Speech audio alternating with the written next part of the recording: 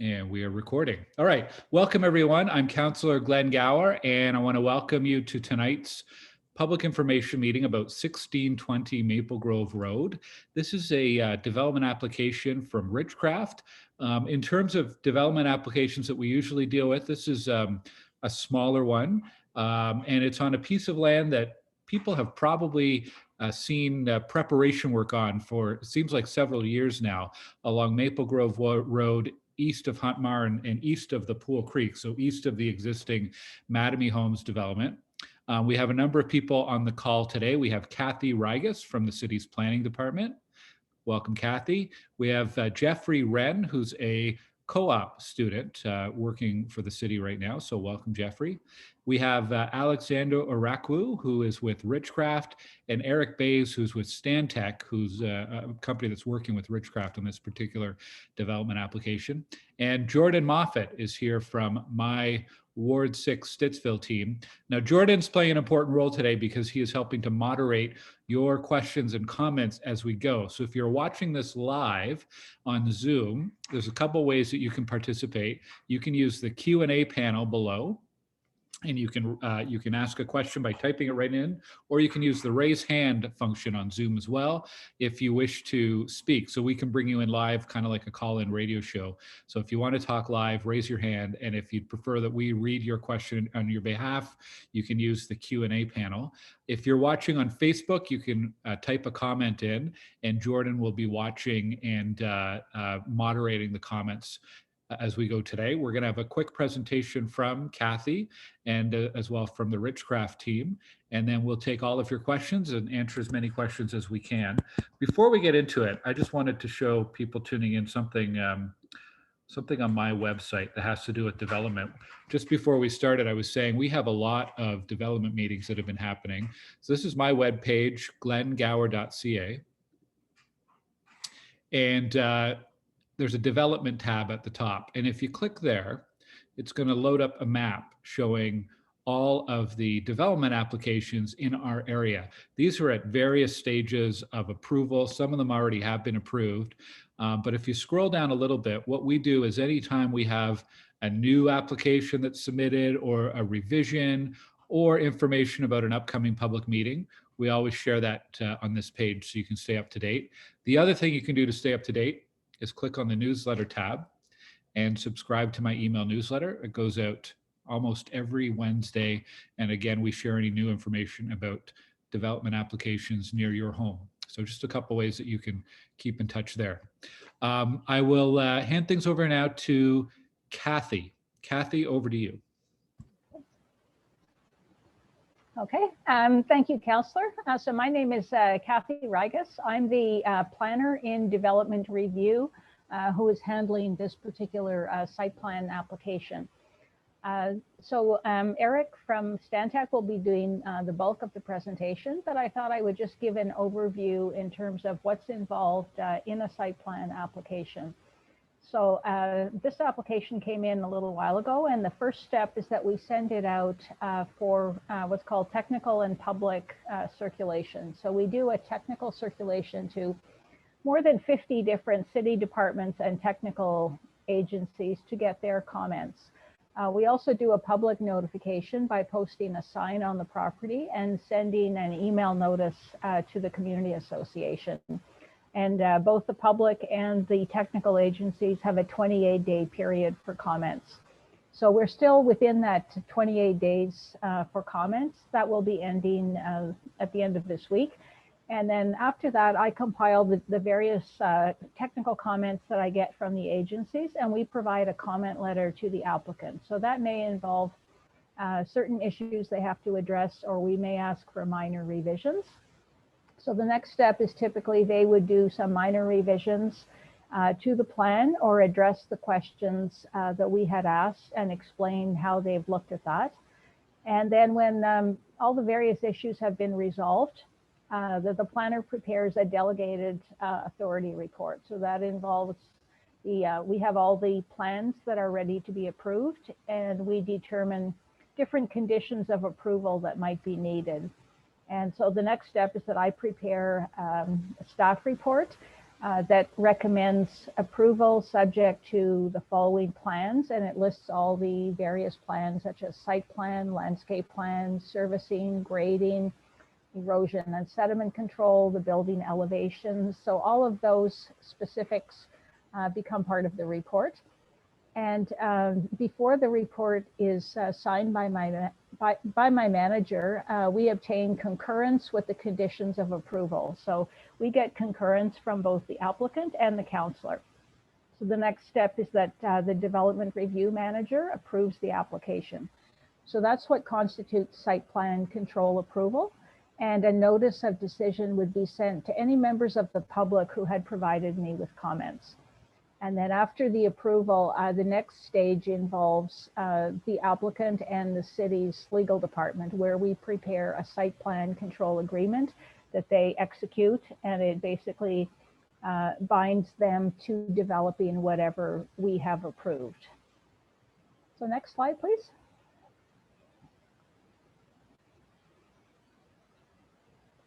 So in terms of the property, this is an air photo from our Geo Ottawa site that shows the subject property. So the address is 1620 Maple Grove. That's the same address as the subdivision had. And so the property has a very tiny little piece of frontage on Maple Grove, but primarily it's on Roger Griffiths and Maize Street. So the property is about 3/4 of a hectare adjacent to Poole Creek. So to the north is the city works yard and its light industrial zone. To the east, there will be a future commercial site on the other side of Roger Griffiths Avenue, and the remainder of the lands around it will be developed through Richcraft's new subdivision. So the subdivision itself was subject to what we call a plan of subdivision application. And this first phase got registered in December. So now they can move forward and build on the site. And so this is in for the site plan application. To the west is the Poole Creek corridor. And beyond that is the last phase of the Mattamy Fairwinds development, where they were able to eliminate the temporary storm pond and build the townhouses. So that just gives you a sense of what's around it. Next slide, please. So this shows the Canada West Community Design Plan, and the site is within the Canada West concept area. So that was a overall design plan that covers all of this area that was done quite a few years ago, around the year early 2000s. And so this particular site is where the red arrow is. It may be partially hidden by our little screenshots on the side, but you can see the red arrow just before the creek. So this fell within what's called the residential area B, and that permitted a broad range of residential uses, singles, semi-detached townhouses, and stacked units and low-rise apartments. Next slide, please.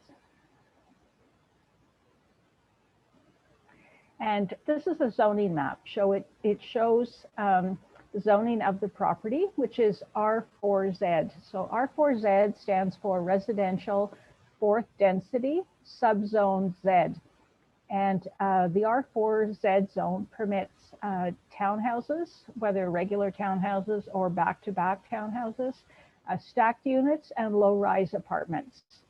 So that applies to this particular property. The surrounding lands to the south are mostly R3, which would allow townhouses, singles, and semis. So this one particular block close to the creek and to Maple Grove Road allows slightly higher density with the R4. And then across the street, as I mentioned, it's LC. That stands for local commercial.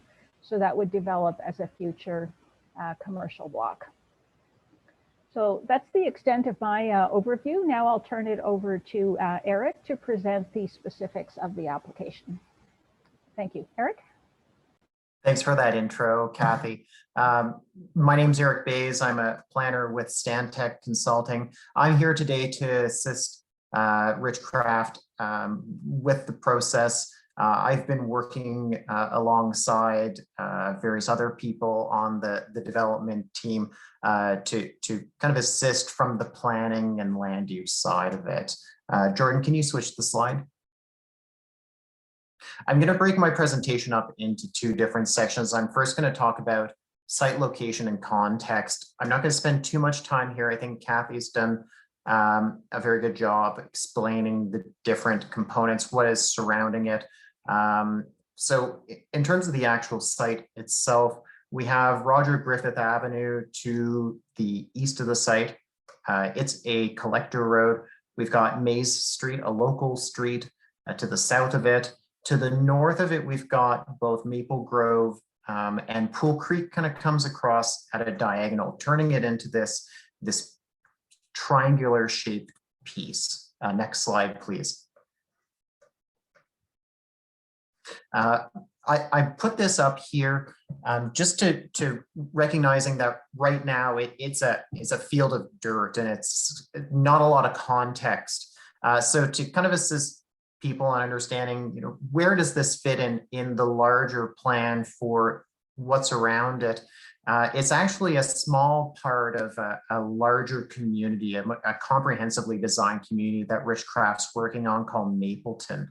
As Kathy mentioned, there's a proposed local commercial area on the opposite side of Roger Griffith, right up against Maple Grove. That'll be part of a future site plan stage.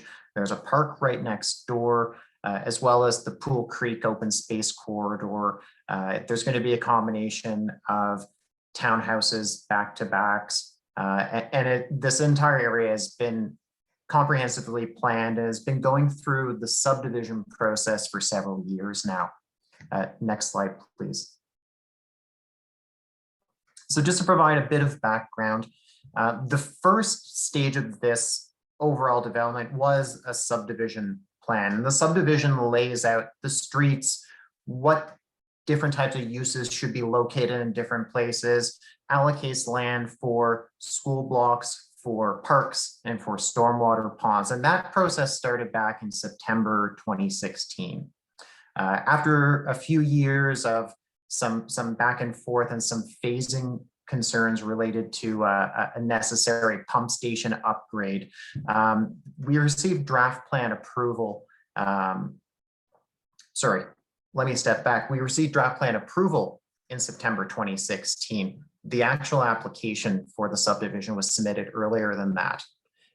In December of last year, as Kathy mentioned, we registered the first and the second phase of that subdivision. That actually created the lots and the blocks that'll end up becoming parks, townhomes, other different uses, including the block that this property is that we're speaking to today. Another item that came up was a minor zoning amendment. I just want to point that out. You might find that if you go onto the councillor's website and look up development applications on this site, that zoning amendment was not related to this project, but it was related to the larger Mapleton subdivision, and it was to allow back-to-back townhomes just a little bit further south of this site along Roger Griffith.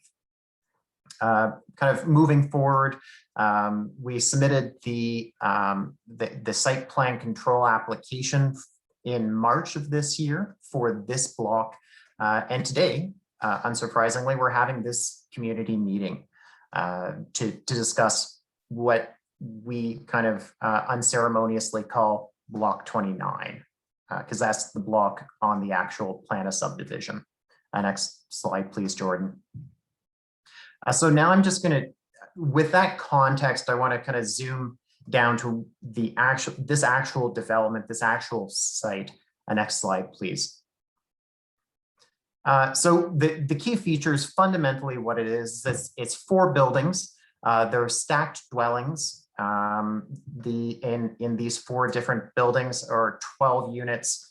12 units in each building, 48 in total.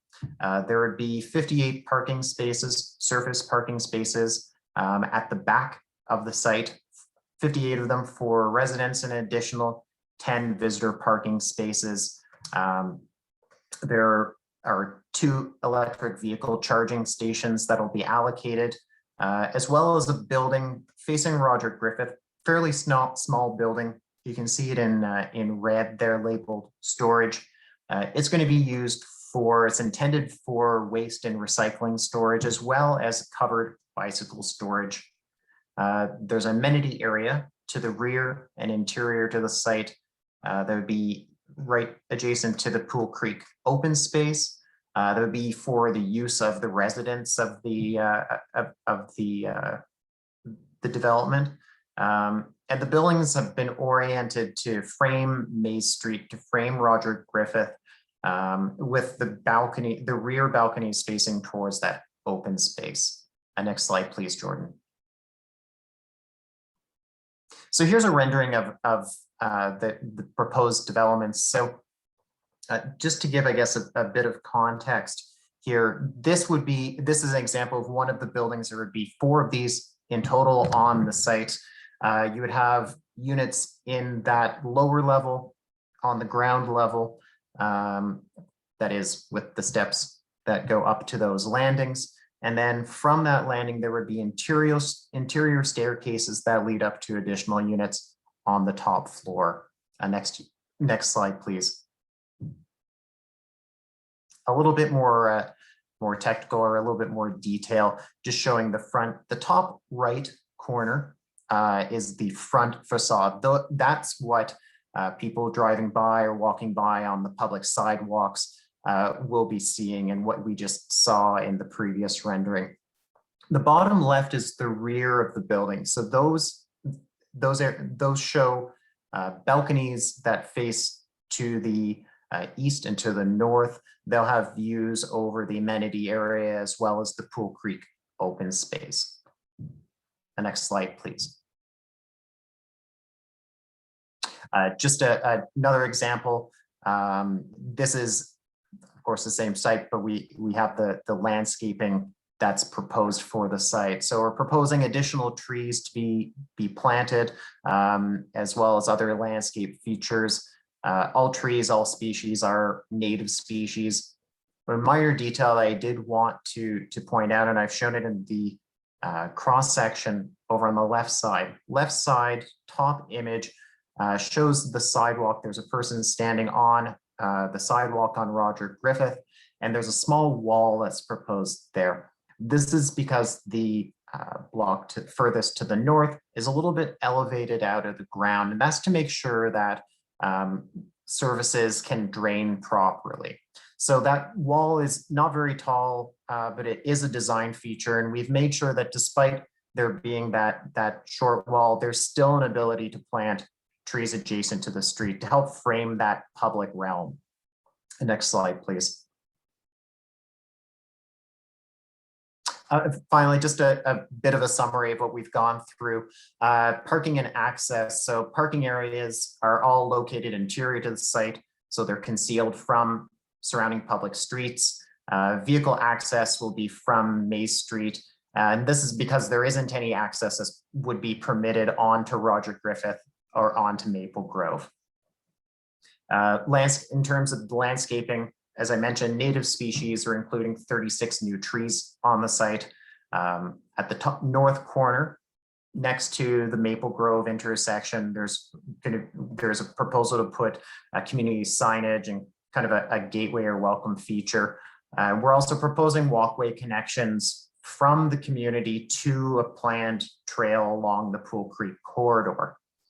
A little bit of detail related to servicing.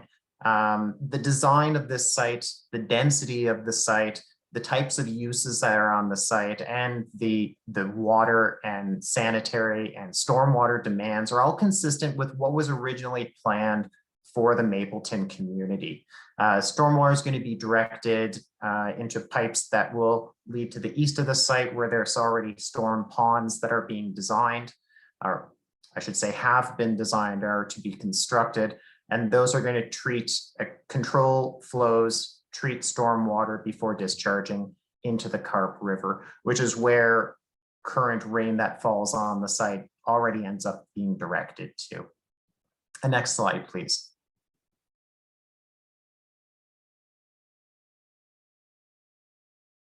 That's, I think that's the extent of what I can share for now, but I'm happy to answer any questions from the councillor or from those attending. Okay, thank you very much, Eric. And just a reminder, if folks are tuned in on Zoom, you can use the Q&A panel or the raise hand function if you have a question, or you can go onto Facebook and leave a comment on the live stream there on Facebook. I don't see any questions in the queue yet, but while we are waiting, I have a few that I wanted to ask.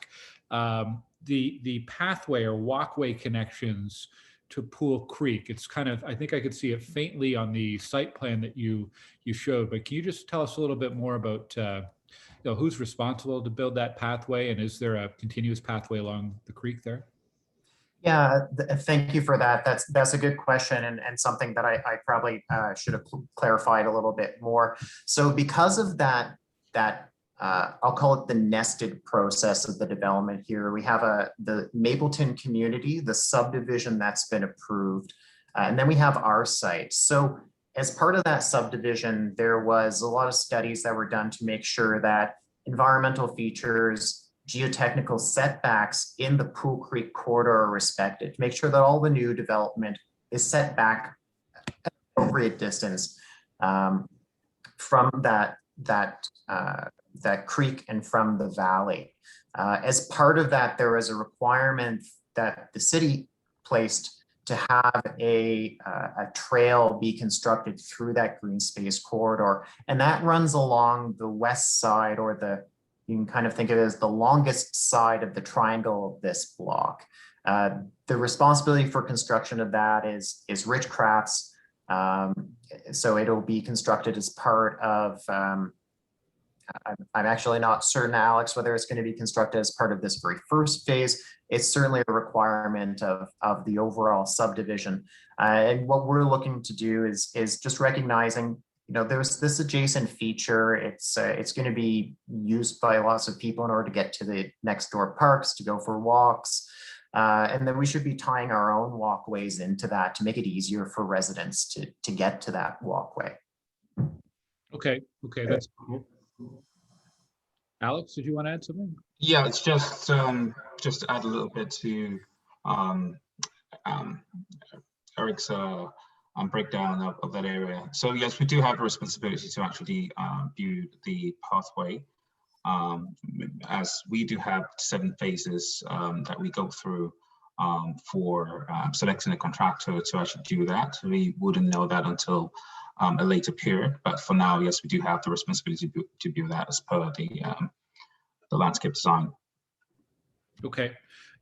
Eric, you sort of touched on it in that last answer, but in terms of restrictions on how close development's allowed next to the creek, can you give just some general information? Are there considerations around floodplain? Is there a certain distance that you have to be from the waterway or the natural area, or how's it determined how close that parking lots and townhomes can get to a natural feature like that? Yeah, that's another good question, and all of those different features and questions, those all sum together to what type of setback there is from Poole Creek at the end of the day. So you have setbacks from the actual water course that have to be respected. You also have to look at the type of soils that are surrounding it and the slopes of the valley. When you look at it, I've been on the site, I've been by the site. It doesn't look like a substantial slope, but you need to make sure that there's appropriate setbacks from a geotechnical perspective too. Floodplain and flood setbacks are always something that you consider as well. Those were all considered as part of the subdivision process. So any of those constraints, geotechnical constraints, floodplain constraints, and setbacks from environmental features and from the water course itself, those are all built into the subdivision and the width of that block that Poole Creek is within. So all of those setback features are within that open space block to the east, and none of them encroach or impact this site. Okay.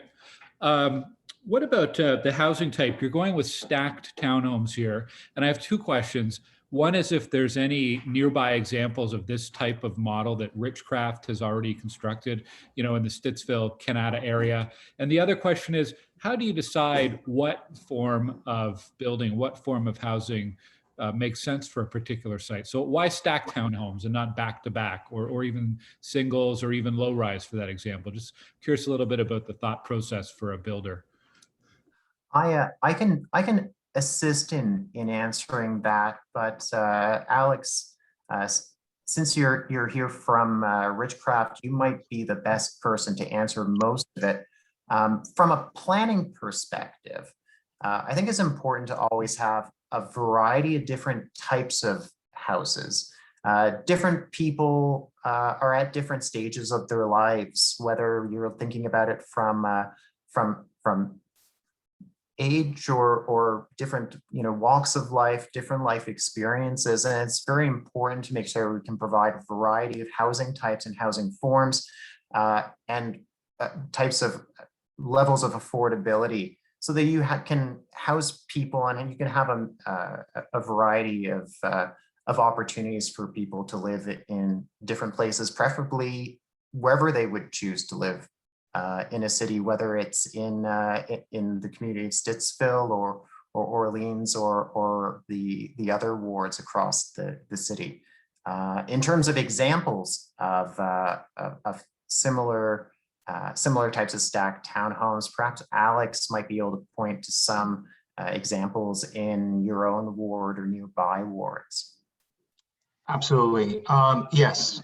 So just to speak to how we come up with this, the product types, it's all down to our senior management team, who essentially decides based on what best fits the community going forward.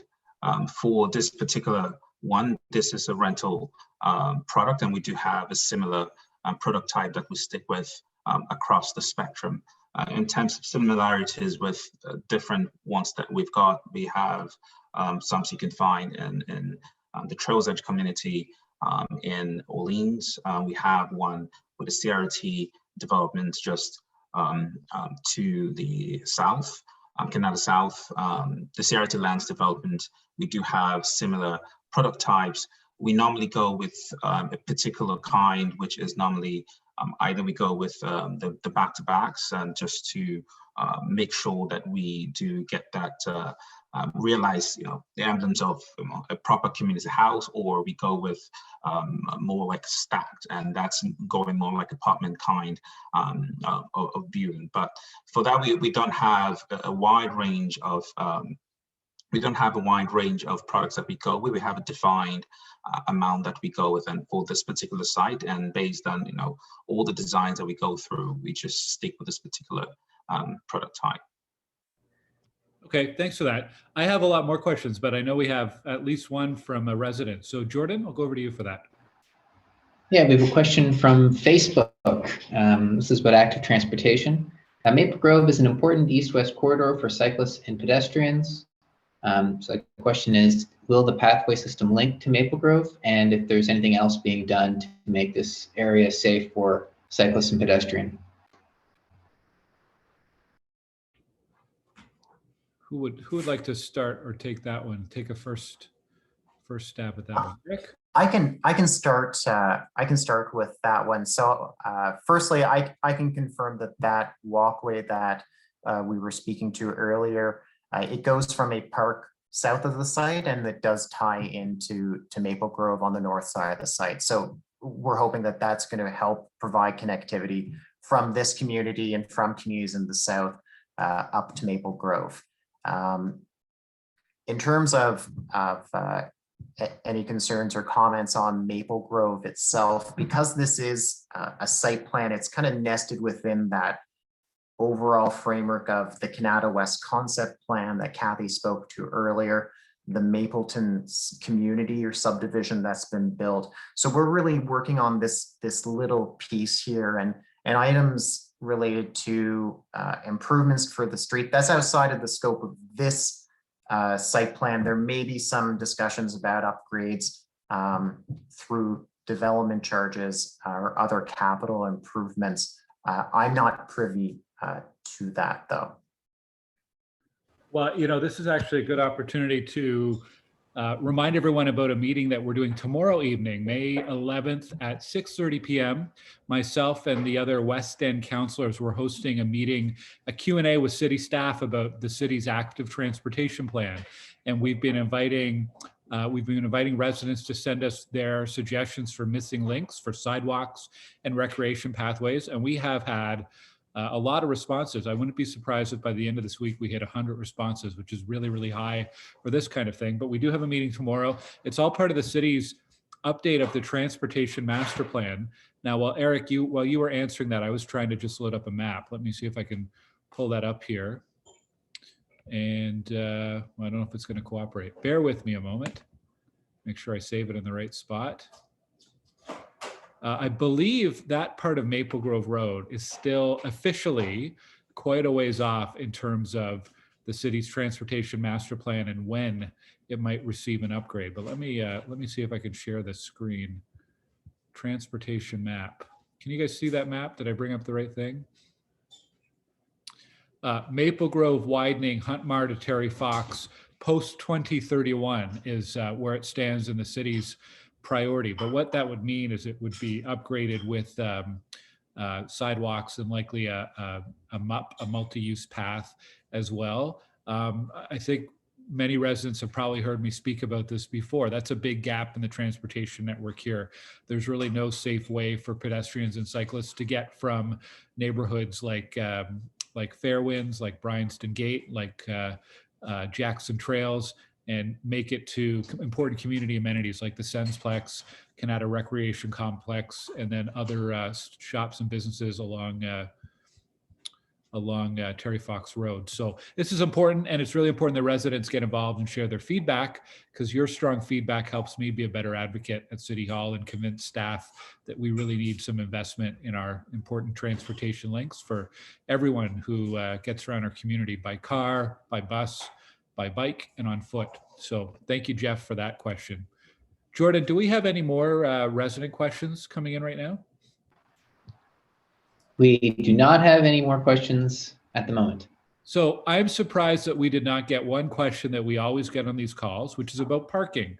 What you've proposed is one parking spot per home plus 10 visitors parking spots.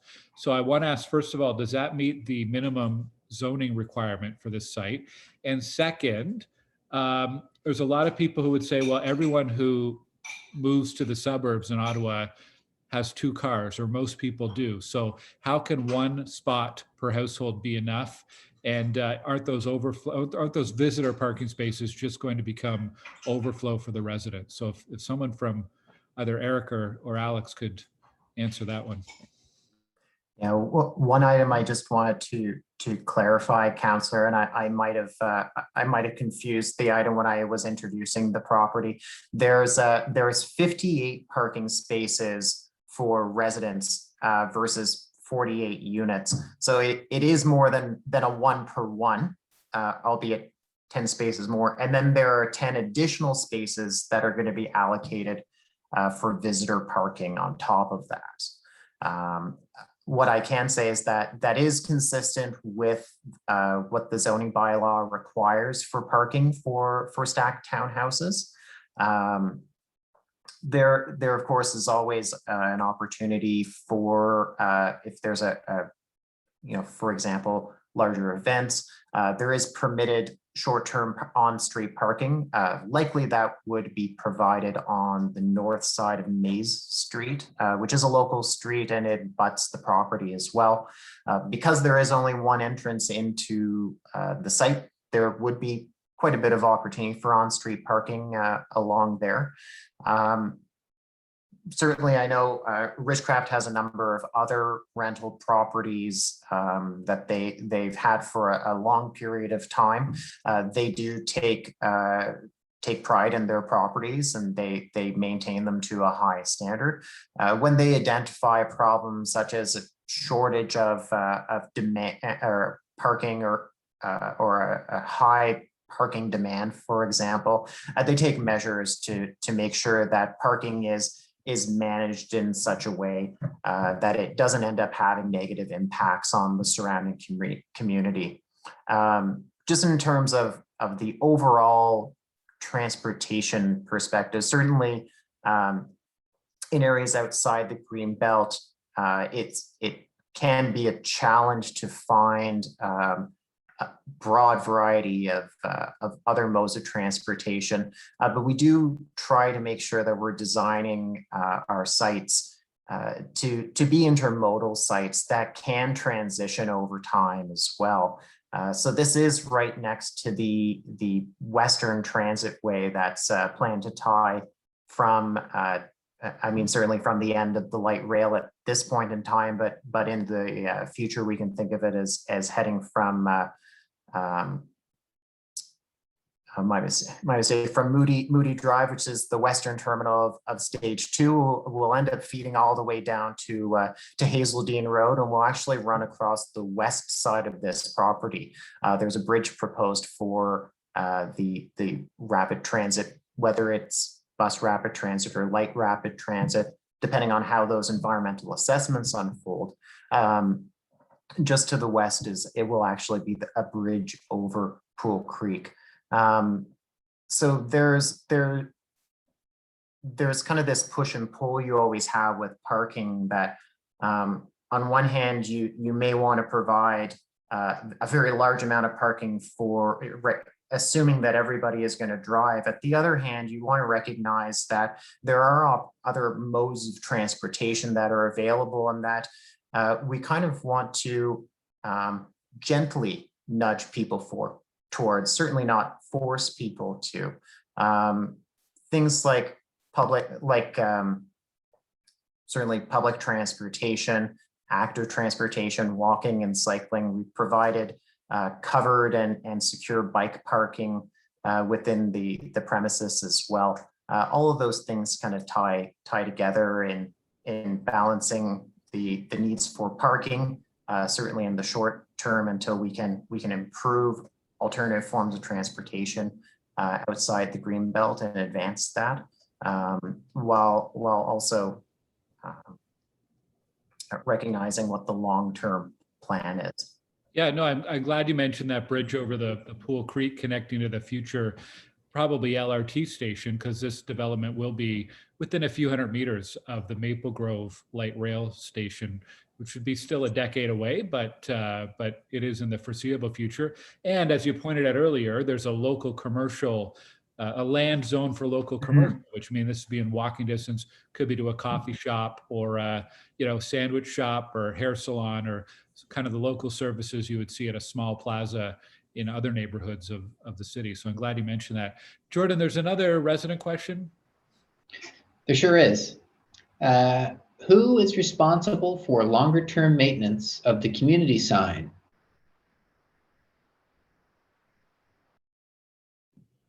Good question. I don't know if Eric or Kathy can answer that one.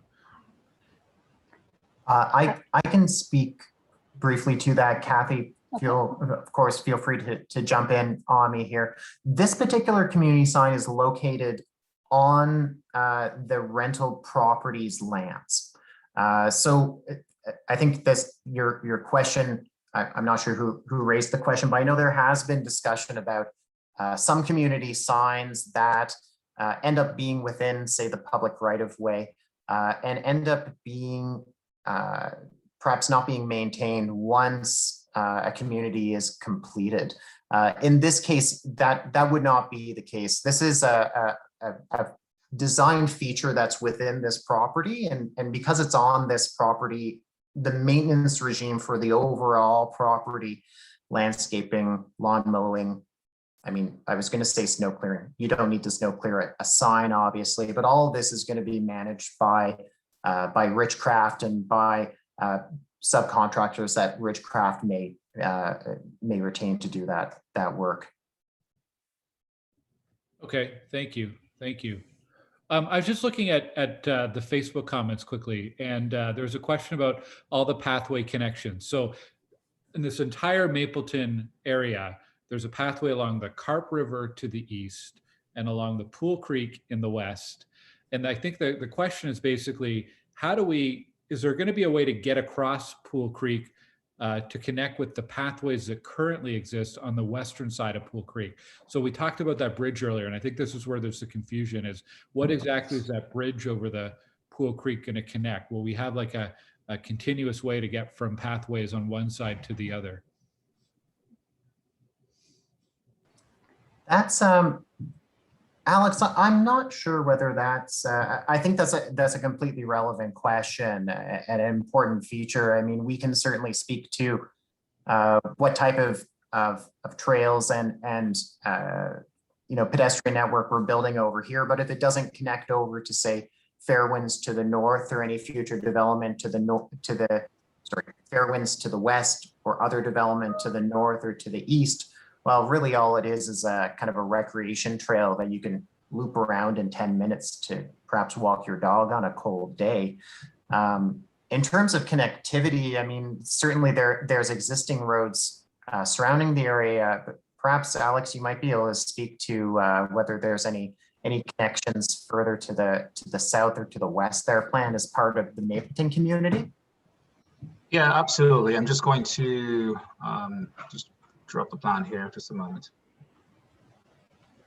Excuse me, while Alex is looking at that, I can mention that there is a pathway or a pedestrian bridge over Poole Creek that was built in Brigantine Park. So that's one way that people could connect from one side of Poole Creek to the other. That would be in the Fairwinds subdivision farther to the west. And a lot of these connections, Kathy, would have been established in the plan of subdivision that was done several years ago. That's sort of where that's initially laid out. Yes, those are all things that are not site plan related. They're done at the higher level through the plan of subdivision. So, for example, same thing in Fairwinds, which is an older community, there's pathways along Poole Creek, and at some point, I forget what year it was, there was a pedestrian bridge built in Brigantine Park to cross from one side of Poole Creek to the other. But those are all things that are taken at the time of subdivision. And as Eric explained, when we're looking at a subdivision, like right in the early stages, we get things like environmental impact statements. And through that, our environmental planners are looking at things like the slope and the water course itself, and how much land we need in the corridor that becomes part of the Poole Creek corridor that's dedicated to the city. So that's why all of that is taken into account, and we determine how wide the corridor should be. And that takes into account slope stability issues, setback from water course. So by the time they do the subdivision, the developer will convey, a parcel to the city that's for the Poole Creek corridor, and nothing can happen in that corridor. It would be zoned parks and open space. So on a zoning map, it looks like O1, and that land comes to us for free. And that's not part of the parkland calculation. It's just above and beyond. It's considered what we call constraint lands. So it just comes to the city. So it's in our ownership, and that's all the land that can't be developed. So that by the time that land is allocated, the development parcels that are left, like this site, there's really no environmental constraints on them. And that's what Eric was explaining, that all of that constraint land or slope stability, or if there were not bad soils, but if there were lands that couldn't be developed for geotechnical reasons, we've already taken all that land, and what's left is developable. And that's all done through the subdivision. Before we get to the stage of approving a subdivision, we look at all that so that the parcels that are left, this is called block 29 on whatever it was, 4M 1675, that block 29 can be developed to the full extent of the zoning because we've already looked at the environmental issues. So maybe that gives a bit of background in how we create these development parts. Not to say they're what's left over, but all of the constraint lands and environmentally significant lands have already been dedicated to the city. Alex, were you able to find what you were looking for there? Yes, I was. Just to make sure that I'm doing justice to the answer that I would. Can you go over the question again? The question was basically, what crossings would there be or will there be to connect pathways on the east side of Poole Creek to the west side of Poole Creek? So essentially connecting the pathways in the Mapleton community to the pathways in the Fairwinds community. I can't really speak particularly to if there are any future plans that we currently have. But based on what we have presented in the plan today, we try to make sure that we create as much access. I suppose you are speaking to pedestrian access to the site itself. So we try to encourage that in our designs. And if there's anything, for example, Kathy mentioned about the open space just going to slightly to the north. That's definitely going to be something that's already dedicated to the city, and there's no plans currently that I know of that we can actually create. So if you look at the plan itself, you can see that we try to encourage as much access from one side of the site to the other, it going from Roger Griffith all the way onto going through the site itself, past the amenity space onto the pathway connecting, just running through the corridor of the open space. Same you can see as well from Maize Street, but just speaking particularly from just the open space on Poole Creek, there's none that I know at this moment. So it's something I believe we can actually get back to you on. Okay, well, it's something I'll flag for Jordan. Jordan might be a topic of a future blog post, just getting some of the maps for these subdivisions, because there's a lot of spots along Poole Creek right now that have been, you can tell they've been planned for future pathway connections. Mm-hmm. Pathway behind Coriolis off of Huntmar. And as we've seen today, there's some planning that's already been done in terms of where that pathway would go along the east side of the creek. So it'd be good to pull all of those together and just share that as a blog post to show people where the current plans are. And then as we go forward on things like Maple Grove Road, when Maple Grove Road is urbanized, and we will be adding sidewalks and pathways likely in the future, how do we make sure that the connections from a subdivision like Maple Grove are well linked to other neighborhoods and other parts of the community? So we'll try to pull that together over the next couple of weeks and share that later on my website. I think that's it for resident questions, right, Jordan? That's right. So I'll ask one final question, which is looking ahead. What do you anticipate in terms of construction timeline for this particular development, if it's approved?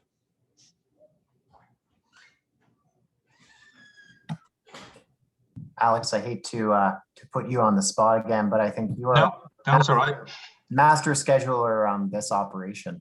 Yeah, absolutely. So we're hoping, the original plan was to see if we can get our approvals in by September, but I think that, looking at the constraints of city process and our own timeline, that might be a hat sell on our side. So we're looking maybe somewhere late October to November to get our approvals in place, and then followed by getting the site registered. Once that occurs, get our commit work notice.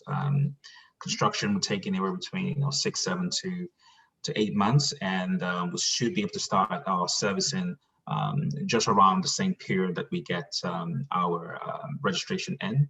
So we're looking at sometime in the winter of 2022 to just get our light servicing in. And then once we have the winter passed, then we'll start construction somewhere in the spring. Within that period, we're looking at, give or take by September, we should be able to get our full build by that time. So we're looking at something like August, September of 2022. All right, so a year and a half out or so. Are there any, I don't know this, are there any homes currently under construction in the Mapleton neighborhood, or would these be the first? Or I just don't know where you're at with phases and so on. This would be on the first. Looking at, we have various other projects for different project managers who I believe were following closely after. So this would get started, and then I'm imagining by next year we should be able to have the freeholds begin their own construction once they get their own approvals in place and registration. Okay. Okay, great. Well, we have no more resident questions. We've covered a lot of ground, very interesting conversation. So I want to say thank you to Jordan from my team for helping with their moderation and technical details tonight. Thank you to Kathy, the planner for this file, really appreciate it. And for Jeffrey as well for joining us. And thanks to Alex and Eric from Richcraft and Stantec respectively. I've got to ask Eric, is that a streetcar model behind your shoulder there in the shot? It is. It's actually one of the last of the old model Toronto TTC subway cars. They used to be released as just as a kind of a PR campaign over the years, and this was one of the last ones that they printed before they started printing their new double-length streetcars. So I've always been a little bit of a transit enthusiast, hence why it's in such a prominent location. Oh, that's great. That's great. All right. Well, thank you to all the residents who've joined us as well tonight. We will be sharing this on YouTube. And as always, if you have any questions or comments about this particular application or any other, you can email me at glenn.gower@ottawa.ca, and we will do our best to get you the answers you're looking for. So have a good night. Take care. Bye.